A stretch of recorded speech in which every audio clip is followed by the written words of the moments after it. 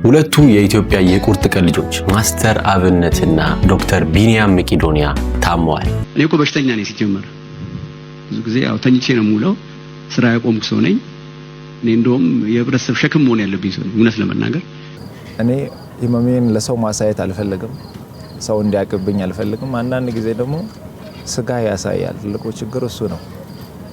ጃኬት ብትደረብም ይታያል ውስጥ ያሳያልና አንድ መምህር ብልጽግና ፓርቲ ተከትሎ ልጆቹ ላይ የፈጸመው አስገራሚ ድርጊት የቤቲንግ ወይም ደግሞ የስፖርት ውርርድ ድንገት በመዘጋቱ ይሁት በእናታችሁ 118000 ብር 118000 እንዴት እንደማወጣው ግራ ገባኝ። የኢትዮጵያ ህዝብ አረ መላ ፈይዱልኝ። የተፈጠሩ አስገራሚ ነገሮችን በዚህ ቪዲዮ ይዤላችሁ መጣል። እስከ መጨረሻው አብራችሁን ቆዩ። ላይክ፣ ሰብስክራይብ እንዳይረሳ። ናሁታ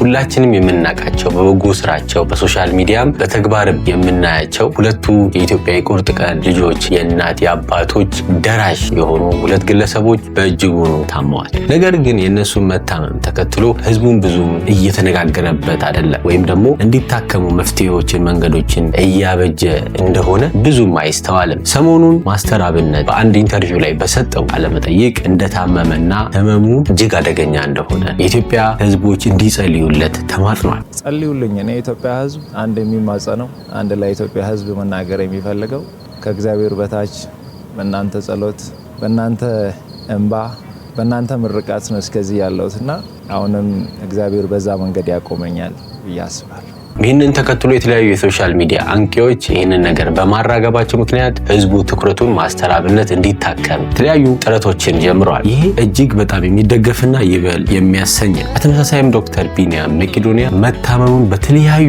ሚዲያዎች ላይ ከዓመታት በፊት ሁሉ ሲገልጽ ሰምታችኋል። ነገር ግን ብዙም ትኩረት አላደረግነው። እዚህ አንተ ስታወራ ይቻለው ትንሽ ደቂቃ መቆም አትችልም።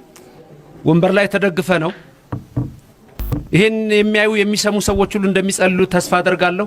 ስለዚህ በዚህ ወቅት የማስተር አብነት እንቅስቃሴ በጣም መልካምና ጥሩ ሆኖ ሳለ ጎን ለጎንም የዶክተር ቢኒያም መቄዶንያ አብረው ቢታከሙና እነዚህ ሰዎች አሁን ህዝቡ በተራው ደግሞ ትንሽ ነገር ብናደርግላቸው መልካም ነው ለማለት ነው። በመቀጠል አስገራሚው መምህር ብልጽግና ፓርቲ ተከትሎ ለልጆቹ ወይም ደግሞ ልጆቹ ላይ ያደረገው ተግባር በጣም ብዙዎችን እያነጋገረ ይገኛል። እናንተም በዚህ ጉዳይ ላይ በተቻላችሁ መጠን ኮሜንት ብታደርጉ ወይም ደግሞ አስተያየት ብትሰጡ እላለሁ። እስቲ ቀጥታ ላንብብላችሁ። መደመር ብልጽግናና ኮሪደር አሸናፊን ተዋውቋቸው። መምህር አሸናፊ ታደሰ ይባላሉ። የሶስት ልጆች አባት ናቸው። ለልጆቻቸው ያወጡላቸው አስገራሚ ስያሜ ግን ለሆሳናና ለከተማዋ ነዋሪዎች መነጋገሪያ ከሆነ ውሎ አድሯል። መምህሩ ለልጆቻቸው ያወጡላቸው ስያሜ ግን ብዙዎቻችን እንደምናደርገው የቤተሰብ መታሰቢያ፣ ሃይማኖታዊ ትርጉም ወይም የቃላት ውበት ላይ ተመርኩዘው አይደለም። በአንጻሩ ስም ማለት የታሪክ ማህደር፣ የጊዜ መዝገብና የቆሙበትን ዓላማ መገለጫ ነው የሚል ርዕዮተ ዓለማቸው እንዲሸከም አድርገው ነው። መምህር አሸናፊ የታሪክ ሰነድ እንዲሆን ለልጆቻቸው ያወጡላቸው መጠሪያ መደመር፣ ኮሪደርና ብልጽግና ሆኗል። የመጀመሪያ ልጃቸው የተወለደችው ሰኔ 16 2010 ዓ.ም ለጠቅላይ ሚኒስትር አብይ አህመድ በመስቀል አደባባይ ከተደረገው የመደመር መንግስት የድጋፍ ሰልፍ በኋላ ነበር እና መደመር ለኢትዮጵያ ተስፋ ነው በሚል እምነት ለበኩር ሴት ልጃቸው መደመር አሸናፊ የሚል ስያሜ ሰጥቷል። ስድስተኛው ሀገራዊ ምርጫ ሰኔ 13 ዓ.ም በተካሄደ ማግስት ደግሞ ሁለተኛ ልጃቸው ይህችን ምድር ሲቀላቀል መምህር አሸናፊ ብልጽግና ከፓርቲ ስም በላይ ማደግና መለወጥ ነው በሚል አመክንዮ ብልጽግና ብለው መጠሪያ ለወንድ ልጃቸው አወጡለት። አዲስ አበባ ላይ ጀምሮ በሀገራችን የተለያዩ ከተሞች የተጀመረውን የኮሪደር ልማት የከተሞችን ውበት ለመዘከር ሲል ደግሞ ሶስተኛዋን ሴት ልጃቸው ኮሪደር ብለው ጠሯት ይላል። እንግዲህ እኒህ መምህር ልጆቻቸውን በእንዲህ አይነት መንገድ ሰይመዋል። እናንተስ የዚህ መምህር ድርጊት መልካም ሰናይ ነው ብላችሁ ታስባላችሁ ወይስ በተቃራኒው አደጋ አለው ብላችሁ ታስባላችሁ? በተቻላችሁ መጠን ኮሜንት ብታደርጉ ወይም ደግሞ አስተያየት ብትሰጡ እላለሁ። በቀጣይ የስፖርት ውርርድ ወይም ቤቲንግ በመዘጋቱ ምክንያት ብዙ ሰዎች ሰላማዊ ሰልፉን ለመውጣት እያሰቡ ነው። ለምን ብትሉ ድንገት ነው የተዘጋው ይሄ ነገር። በዚህ ሰዓት ሰበር የተባለ አንድ ጥብቅ መረጃ ተሰምቷል። የሁሉም የቤቲንግ ድርጅቶች የሥራ ፍቃድ መሰረዙ ተነገረ። ብዙ ሰዎች ወይም ደግሞ ወጣቶች በዚህ አይነት ሱስ ውስጥ ገብተው እየተጫወቱ እየተዝናኑ ደግሞ በተቃራኒው እጅግ በጣም አደጋ ውስጥ ሁላ እየገቡ ይገኛሉ። ይህ ውሳኔ ድንገት የሆነ በመሆኑ ብዙዎች ድንገት ስራቸውን እያጡ ነው። የተለያዩ የቤቲንግ አወራራሽ ድርጅቶች የተለያዩ ሰዎች ብራቸውን ዲፖዚት አድርገው ወይም ደግሞ አስቀምጠው ነው ያሸነፉትንም ገንዘብ እዛው የቤቲንግ ፕላትፎርሙ ላይ ይቀመጣል። ድንገት በመዘጋቱ የባንክ ሲስተምም ትራንዛክሽኑ ሲስተሙም እንትን በማለቱ እነዚህ ሰዎች ለምንድን ነው ጊዜ ያልተነገረን? ቀደም ብሎ ለምንድን ነው ያልተነገረን? ድንገተኛ ውሳኔ እንዴት ይሆናል? ስለዚህ ብራችንን ማውጣት አልቻልንም ብለው በጣም ኮምፕሌን እያደረጉ ነው።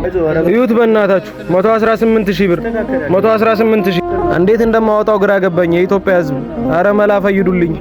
ሌላው ደግሞ በተለያየ ክልል ከተሞች ብራንቾች ምናምን ያሉ ሰዎች ኤጀንቶች ማለት ነው ከመዘጋቱ አንድ ቀን በፊት አሸንፈው በነጋታው ተዘጋ የሚባለው ዜና በወጣበት ጊዜና ነገሮች ሁሉ ሲቆራረጡ ከኛ የበላይ ያሉ ትላልቆቹ ዋናዎቹ ሁሉን ነገር ዘጋግተው ጠፉብን። ሰዎች ደግሞ እኛን አንቀው ይዘውናል፣ በልተናል፣ ብራችንን አውጡ እያሉ እያስጨነቁን እያስቸገሩ ነው ያሉት። ስለዚህ መፍትሄ ስጡልን በማለት ተናግረዋል። ቤቲንግ ስፖርታዊ ውርርድ ጋር በተያያዘ ገንዘባቸውን ዲፖዚት ያደረጉ ወይም ደግሞ እጣ ደርሷቸው የነበሩ ግለሰቦች እጣ ፈንታቸው ምንድነው? ጠበቃና የህግ አማካሪ አያሌው ቢታኔ ነኝ። እንግዲህ የስፖርት ውርርድ ሎተሪ ፈቃድ መመሪያን ለማሻሻል የወጣው መመሪያ ቁጥር 856/2014 መሰረት በማድረግ የኢትዮጵያ ሎተሪ አገልግሎት እንግዲህ ለብዙ ድርጅቶች ወይም ደግሞ ግለሰቦች በኦንላይን የውድድር ወይም የውርርድ ፈቃድ የሰጠ መሆኑ ይታወቃል። አሁን እዚህ ላይ የማነሳው በተለይም ብዙ ሰው ጥያቄ እያነሳ ያለ ወጣቱ ገንዘባችን ዲፖዚት ያደረግን እንዲሁም ደግሞ እጣ የደረሰን ሰዎች ገንዘባችን እንዴት ነው የምናገኘው የሚል ነው። ይህም በተመለከተ እንግዲህ አንድ እጣ የደረሰው ሰው በ30 ቀናት ውስጥ በመመሪያው መሰረት ማለት ነው በ30 ቀናት ጊዜ ውስጥ ገንዘቡን የማግኘት ሙሉ መብት እንዳለው ይጠቅሳል።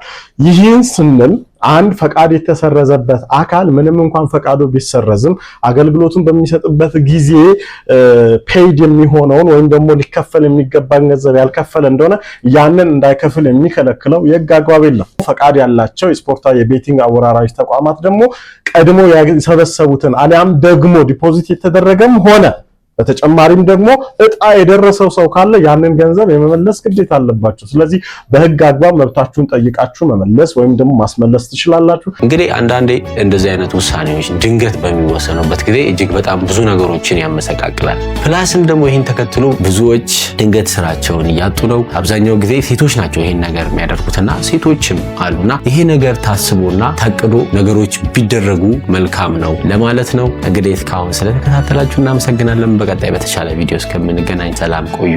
ናሁታ ቲዩብ